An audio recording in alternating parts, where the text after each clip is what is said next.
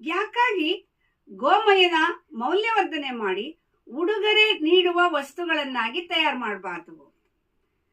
ಪ್ರತಿ ವರ್ಷ ಮದುವೆಯ ಸಂದರ್ಭಗಳು, ಗೃಹ ಪ್ರವೇಶದ ಸಂದರ್ಭಗಳು, ಹುಟ್ಟುಹಬ್ಬದ ಸಂದರ್ಭಗಳಲ್ಲಿ ಒಂದೊಂದು ಕುಟುಂಬವು ಕನಿಷ್ಠ ಒಂದು 10 ಉಡುಗೊರೆಗಳನ್ನು ಕೊಡಬೇಕಾಗತ್ತೆ.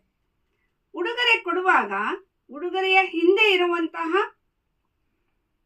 ಎಕೋ ಫ್ರೆಂಡ್ಲಿನೆಸ್ಸು, ಅದರ ಹಿಂದೆ ಇರುವಂತಹ ಭಾವ ಮತ್ತು ಅದೆಷ್ಟು ಮೌಲ್ಯಯುತವಾಗಿರುತ್ತೆ ಅನ್ನೋದಕ್ಕೆ ಹೆಚ್ಚು ಬೆಲೆ ಇರುತ್ತೆ.